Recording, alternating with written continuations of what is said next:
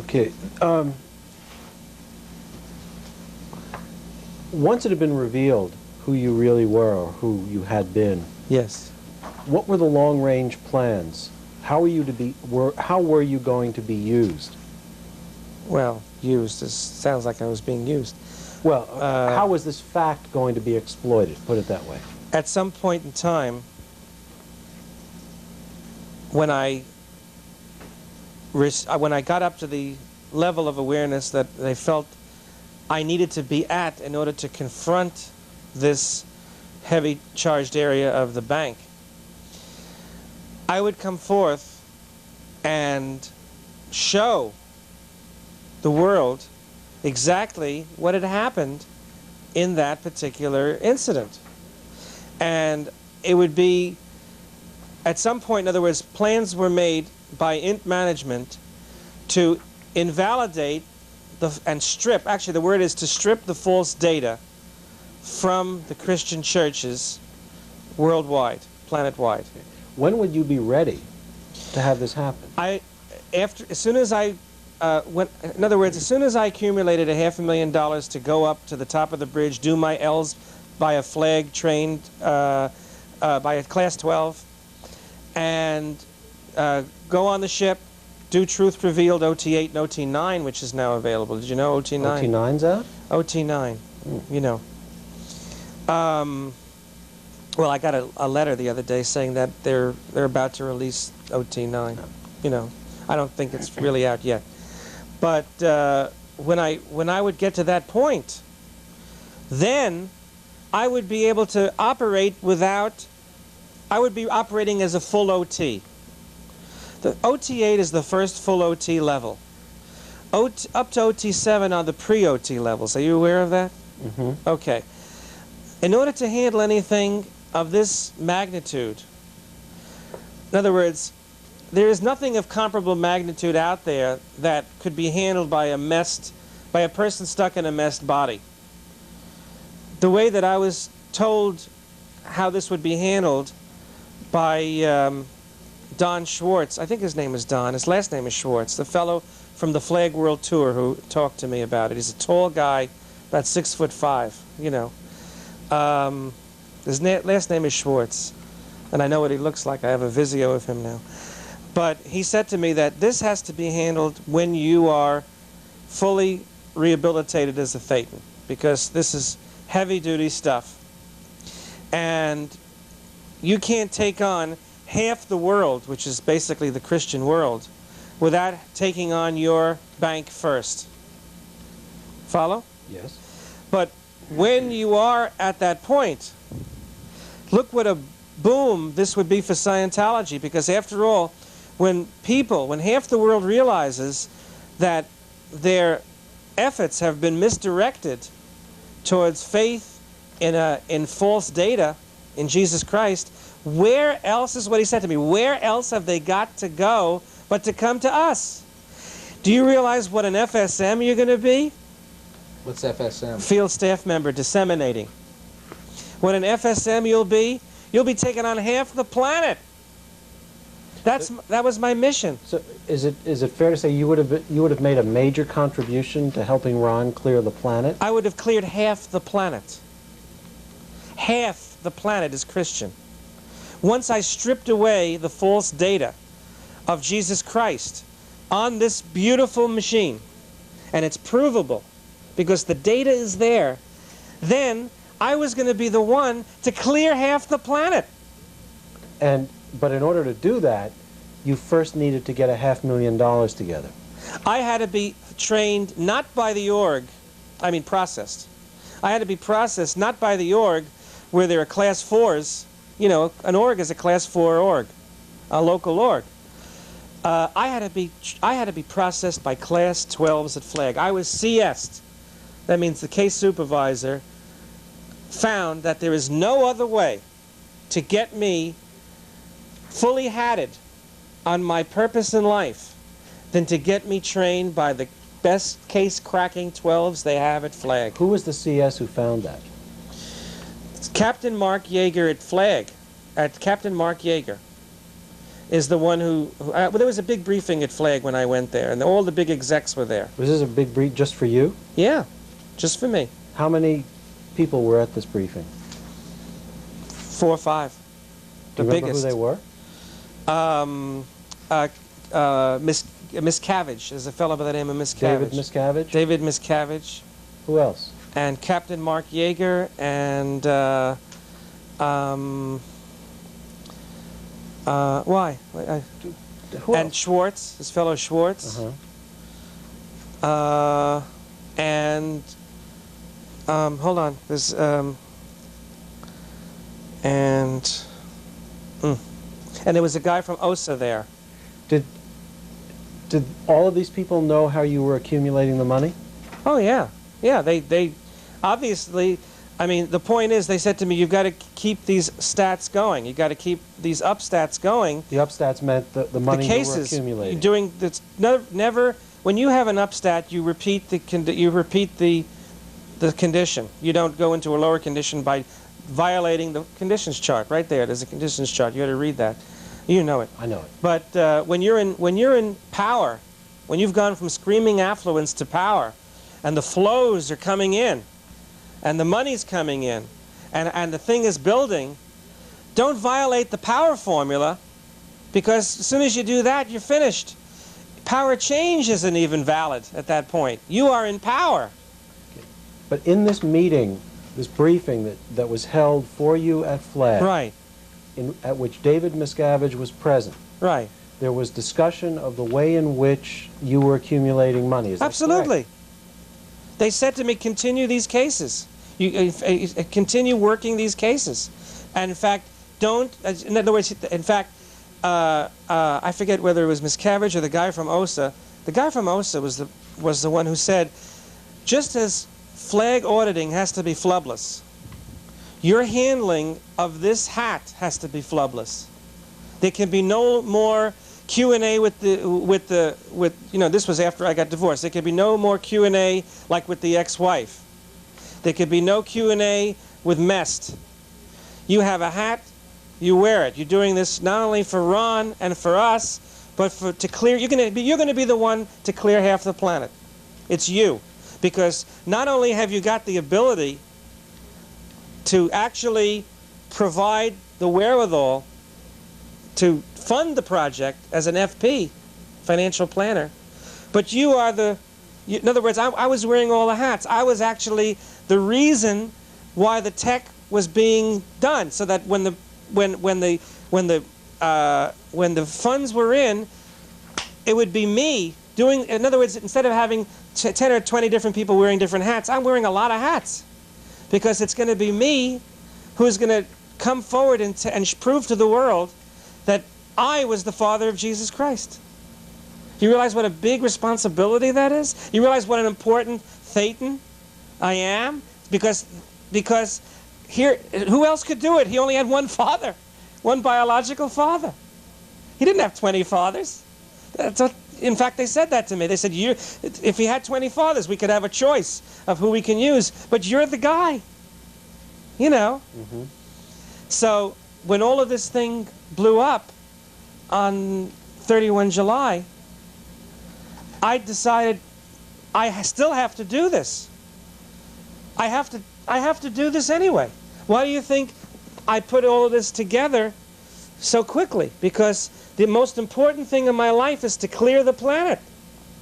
And you can't clear the planet unless you strip away the false data about Christianity. Then after people realize that Jesus Christ was my son, where are they going to go but to Scientology? When they know from the Holy Book of Life that past lives are valid, that all of the processes I talk about in here, they can trace back to Scientology. Scientology is going to pick it up. They're going to pick it up, and they're going to clear the planet. And even if I'm PTS, or even if I'm an SP, Ron is going to know I'm the one who did it. Do you see how important my mission is even now? Certainly. Yeah. No matter what happens with all this crap with the case and with the government and with Kemp, I'm going to clear the planet anyway. You see? Uh-huh. I'm still wearing my hat. That's right. I mean, SP or SMSP, I'm still clearing the planet. Well, you were at Flag on this time when you went there for the this meeting. Was there only one meeting, or was there more than one meeting? Well, we had the major meeting. It was at just Flag. one major meeting. Yeah, that was all that was necessary. How long did you spend at Flag at that time? Well, I stayed there for, I think it was 3 days, 2 nights. And what'd you do during those 3 days and 2 nights? Well, you know how life is at Flag. You get into Flag and there are 3 people trying to get you to spend money, you know. You got redges all over the place. You can't even walk down the hall without hitting into a reg and going into a briefing, and I had CCHR regging, and I had, well, that was at the Psychbuster conference. All right, back in the first, I did the Psychbuster conference later on. You know, I was in that thing. I was one of the few invited. Let's stay on this okay, first. This but you know, there were people who wanted. At that time, they were talking about the ship project. There was no ship then. What year was this? 85. Okay. Oh, and at that meeting, they decided they're going to have to change a lot of facts around because they have to protect themselves. I mean, this was like this whole thing about. I was like a DSA. I was like. You know, they had just switched over, you know, recently from the GO. Remember when the GO? Yes. Well, when was the GO disbanded again? It was it 83 or 84? Somewhere in that period. Yeah, and they just started with formulating the OSA, the Office of Special Affairs. In fact, the only reason why they chose Fred Hare to be the mission holder of Fort Lauderdale, because Fred Hare used to run the GO, the Guardian's office. And Fred Hare, after they had trouble with Peter Letteries, they didn't want my stats to go down. When they, you know, I showed you some of the stuff on Peter that they... Tell you what, let's stay with, just, let me ask you... I mean, we're talking about big, exciting things. Yeah, I understand that, but, you know. But let me just ask you one more question about this meeting, and then let's continue on talking generally about Scientology. Right. I mean, obviously, I want to know what you're talking about, but not at this particular moment. What else happened that weekend? Tell me, just list the things for me that you remember about that. Well, I had some sessions at Flag. Okay. You know, I had some auditing done, some sec checking. You know, naturally. There was another intensive, which I forget what it was called, but it was in preparation for this meeting. Like I had to earn my right to be there, really. You know. Okay. And there was a lot of that, and there was, and of course I love Flag. You know, I hung around the bookstore, and of course I was, at that time we decided the big game. The big game was to do this. I mean, this was done after that. That's when that was decided? Yeah, yeah. They decided that I needed to flow some funds back into the, as fair exchange. In other words, what I was doing at that point, the big game, that was the time the big game was decided upon, and I found that the big game was to be the first person. You see, I had to have a lot of other hats being worn at the time. So the big game was to be the first person on planet Earth to have all of LRH's data. Because how would it be if the person who's going to clear half the planet is missing data? Would that make any sense? Was it after this that you first began this large transferring of funds to Scientology? Well, yeah. Well, no, not. I was transferring funds all along for auditing, but not in the way we did it but afterwards. But we had to do it before in cash. But now we did it by check because I was able to buy products. You see? Okay. So once we got this going, they had me go to Europe, to Copenhagen. I did some co-auditing there too, as I told you about the Wall of Fire. And when I was in Copenhagen, I got a lot of missing tapes that they didn't even have at Flag. My job was to comb every warehouse, to find every bit of data, and I helped the org in a way which you wouldn't even believe how I helped the org. You know what my capability is as an organizer. Mm-hmm. Every warehouse and stockroom of every major org was in shambles because of that. You know, when they had the problem with the GO and there was a lot of problems on the lines back in the early 80s, everything got screwed up. I'm the one who put every tape, every book in an organizational form. I organized Bridge, I organized Flag, and I organized NEP. Did you know that? No. I organized their entire stockroom, warehouse. Where were these places physically? Well, the Flag warehouse is a block north of the Fort Harrison Hotel and 2 blocks. In Clearwater. Clearwater. Bridge has a big warehouse in L.A., which is near the railroad track somewhere. I know how to get there.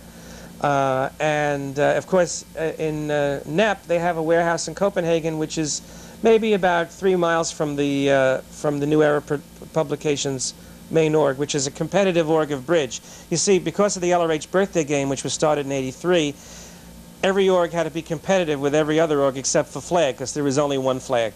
You know, but like Bridge and NEP are competitors. So like we were playing a big game, who would have the most tapes to sell me? See? And I would be like, the first one who called me would have to be the one I'd buy them from, because it was like they've got to get their acting gear and find out what they have. So what I did is I went to Bridge and then I went to NEP and I basically cleaned every available tape out that I didn't have. And there are tapes that I still don't have. Then I entered into another big cycle in '86 where they were supposed to make, Gold was going to get involved. They were supposed to make every tape that I didn't have. And I gave them Golden Era Productions. What are they? They're the sound org. They're the ones who produce all the cassettes and they make the tapes. They duplicate the tapes. So what happened was, because Bridge and NEP got involved, Gold wanted to get involved. So when I got money from the cases, I got like about $85,000 in a short period of time. Fred, was it Fred or was it Peter? No, it was still Peter. No, it was Fred. That's right, it was Fred. He had just taken over. He said, we're going to give Gold a chance to play the birthday game. And what I did is I gave them all the money, and I said, just send me every tape that I don't have. And they said, you already have every tape that we have. Fine, let's make them.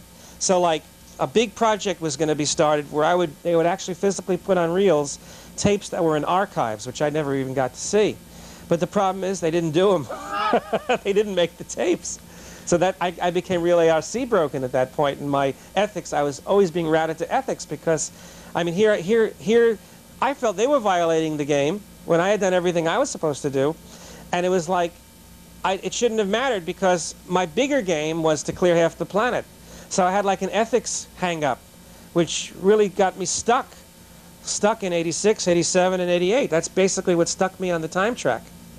And, I still say that they should have delivered what they promised because I wanted to be the first one. I was just playing the game the way we decided at Flag when I had the big meeting. The last time we talked, you told me about what you learned about the OT8 level. You want to tell me that again? As far as being able to go there? Well, how OT8 is done, where it's done, and what the effects Okay, the of OT8 is truth revealed. It's the first level which a Thetan can operate on as an OT, as a full OT. It is given on the ship, which is called the Free Winds. And it's a real ship? You mean a boat? It's a real ship. It's a real boat, which is the place that Presley's daughter went on her honeymoon to do her levels. You know, you read it in People magazine. Remember? You told me? Okay. All right. So anyway, I was invited on the Free Winds to do some. In fact, had I not had the altercation with the government, I was scheduled to go to the Free Winds on October the 12th to do my Route to Infinity, Anatomy of Cause, and the Power of Simplicity courses. What would those have cost? Those 3 courses would have been about 10 grand. And it would have taken about a month. I would have spent a month on the Free Winds, And I was so, when I was coming back from Spain after I had visited the place where I was hung. Hung? I told you about that. Oh, you mean when you were hanged in the past? When I was hung in the 16th century in Malaga, Spain, where I didn't want to wear a tie.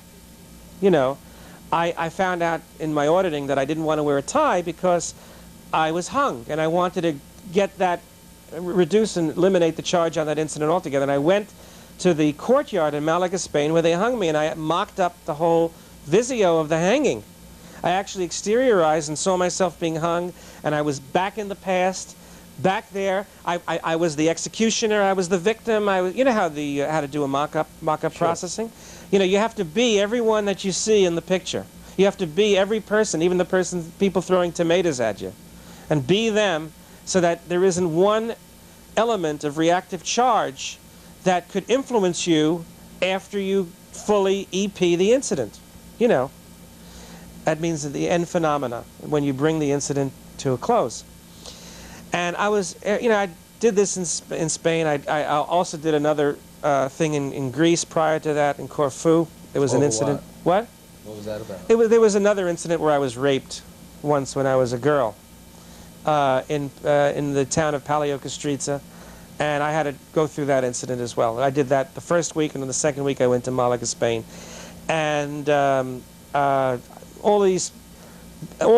the charge. See, the purpose of that was that even though the incident with Jesus Christ was my last lifetime, there is also a parallel track that I had to handle, which was I was CS to handle every lifetime that occurred in chronological time since the year -22 BC, when I was born as Malchut, you know, and current physical time. So part of my handling was to go through and physically destimulate every lifetime that occurred on the chronological time track between that life and this one, which is why I had to complete those pretty severe incidents in Europe, you know.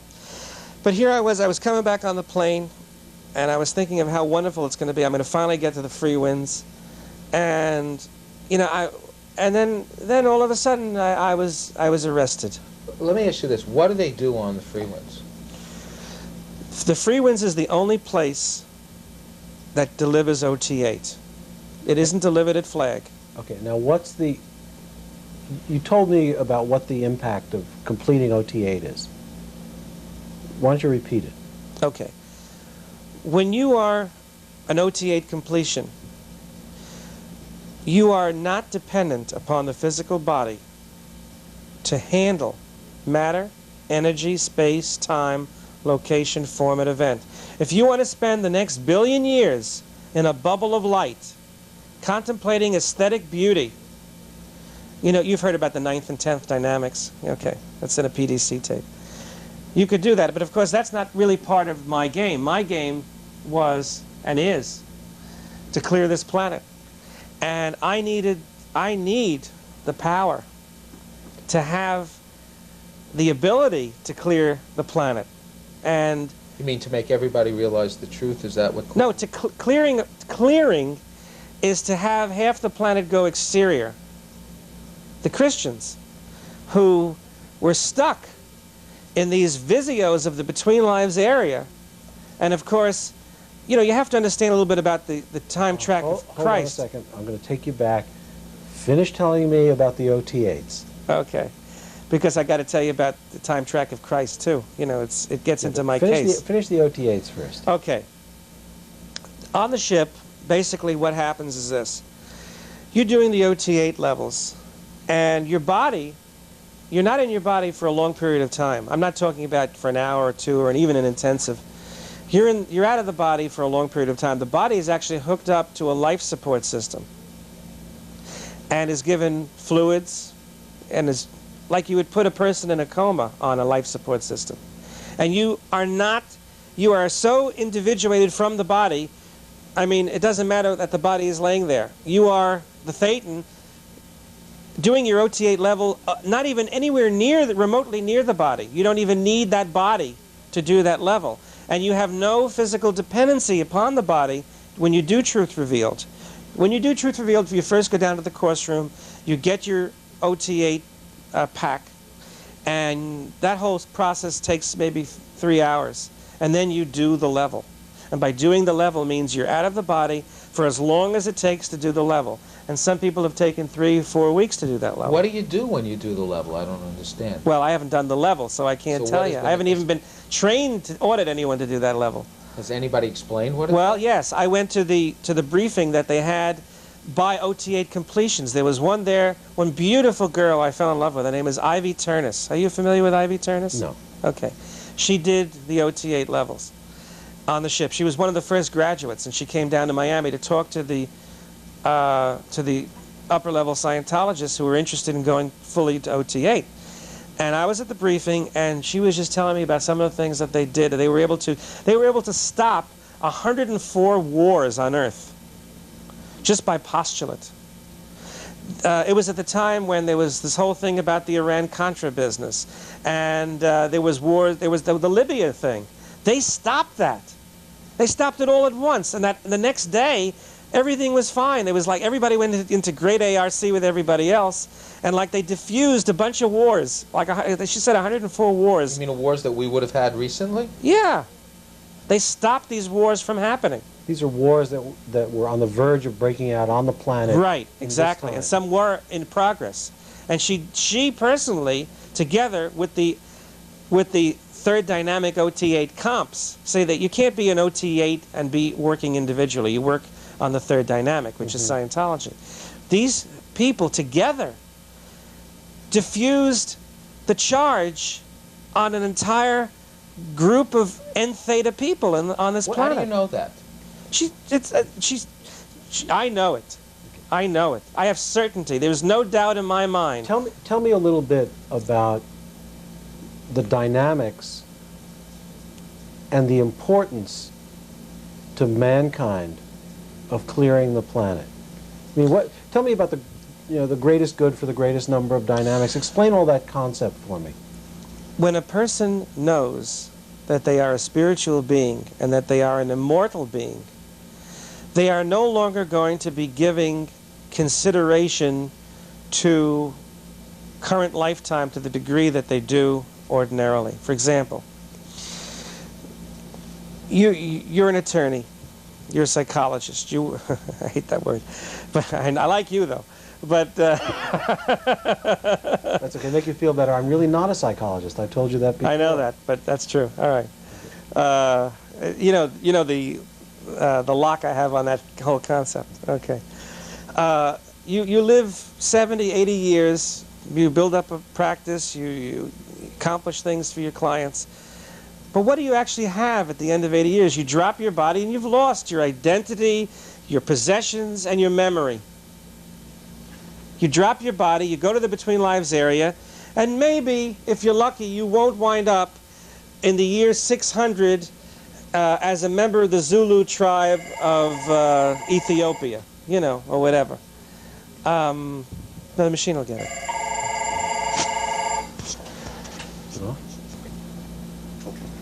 Ready? Yes. Okay, let me rephrase that last thing I was asking about. Within the Scientology community, Yes. there's the concept of the dynamics. Right. The greatest good for the greatest number of dynamics. Okay. With that in mind, explain what that means. That means there are 8 dynamics. And, of course, you know what they are. Mark may not know. The first dynamic is the dynamic to survive or to be as yourself. Second, as a family member, family unit, as a spouse. The third would be the group. Scientology is considered the third dynamic. Fourth is mankind. Fifth is all life forms, which would include the plant and the animal kingdom. Sixth is the entire physical universe. Seventh is spirits, other thetans. And 8, it would be considered the infinite, or God, or the creator dynamic, you can call it that. That would be the 8th dynamic. Okay, in that scheme, who would you be benefiting by revealing the truth about your being Christ's Father and thereby leading large numbers of people to Scientology? All 8 dynamics. How important an act would that have been? The most important act in my entire 76 trillion years.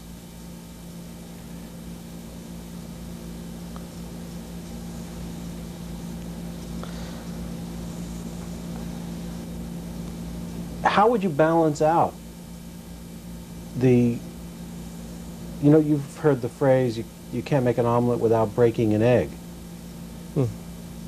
How do you balance out the the interests of various people when it comes to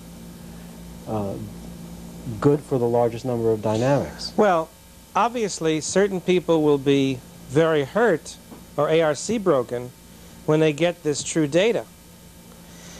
But the idea is, once they get over this initial secondary, you know what a secondary is, then at that point, they will have freed a lot of charge on their own personal first dynamic track. And they will see that what they have been regarding as true data has been false data. Therefore, what then happens is that they will address the source of the true data. They will know that this e-meter can prove that I am Jesus Christ, Father Malchut. And that being the case, who developed the e-meter? Scientology. This is the source of the truth, but what is the source of the meter? And it all comes down to the first incident on the track. So even though people might be initially distressed by this revelation, they might be initially shocked, ARC broken, or totally devastated. well, But it is for the greatest good, for the greatest number of dynamics, that they have this data, false data, stripped. Because why should, let me ask you a question. Is it fair in the 12th century, I had an existence in the 12th century. I was a nun. I was a nun in the 12th century. And I thought it was so important to deny myself pleasure that I died from a hemorrhage in going to the bathroom. Because I didn't want, and for not going to the bathroom, I didn't want there to be any pleasure in my life, because I was into sacrifice at that time, sacrificing for the church. So I hemorrhaged because I held my bowels in until they erupted, because I was afraid that any little pleasure might be too much of a sin. Now, that type of thinkingness is what I am here to eradicate in clearing the planet. When you clear a planet, you asked me that before we got interrupted. When you clear a planet, it doesn't mean clearing half the people off the earth. That's an MU. That would be a bad way of looking at clearing, you know. Clearing means to raise one's state of awareness that they are not a physical body, that they are a spiritual being operating one, and that they don't have to operate, at least on the first dynamic, in their body. Clear means cleared on the first dynamic, or able to exteriorize. Now, OT is not clear. OT means you're clear on all 8 dynamics. You're not only surviving on all of these dynamics, but you are being them. You can be the physical universe. You can be all the spirits in all of the parallel universes. You can be God. That's right. When you are clear on all 8 dynamics, you can be, do, and have, and know. Those are the 4 operations of life on all 8 dynamics. You can hear every thought that everyone is thinking right now, all over the planet Earth, all over every universe, and every thought that they have ever thought and ever will think. And you can know every one of those thoughts with complete knowingness. Can you grasp the immensity of that? Now, when you have a half a planet of Earth cleared, the other half is very easy. You know, it's like the old expression that Scientology taught me. It's the second million that's the easiest. You know, the first million is the hardest to make, you know. And once you get to the first million, it's very easy to make the second million. Fred Hare said that. The point is, what I'm trying to make is, once you clear half of the people of Earth, and you get them to a level of awareness that they know that they are a spiritual being, the rest of it, I mean, who do you have left? You have some Buddhists, and they're already half clear. Because Buddhism, you know, L. Ron Hubbard was Buddha. L. Ron Hubbard, read the Hymn of Asia. Have you ever read the Hymn of Asia? No. The Hymn of Asia is a book that L. Ron Hubbard wrote. That, in fact, it's right here. I have it right here. In which he tells about his life as Buddha. and what mistakes he made at that time because he didn't go all the way. Buddha talked about the state of clear, but he didn't tell anyone how to do it. That's what Scientology takes up where Buddhism leaves off. Is that why there are some similarities between Scientology and Buddhism? Yeah, because L. Ron Hubbard was Buddha. In fact, in many of my literature it says, join the greatest push on the planet Earth since the last 2,500 years. The 2,500 years ago refers to Buddha. In fact, the greatest act of suppression on the earth in the last 2,500 years was Christ. Is that why there's a similarity between the Tibetan Book of the Dead, for example, and the Between Lives area? Yeah, it's because the Vedic hymns, when the Vedic hymns were written by Ron in that lifetime, that data was written down, and of course the Between Lives area is an offshoot of that. The Vedic hymns was written by Ron too. Can you explain?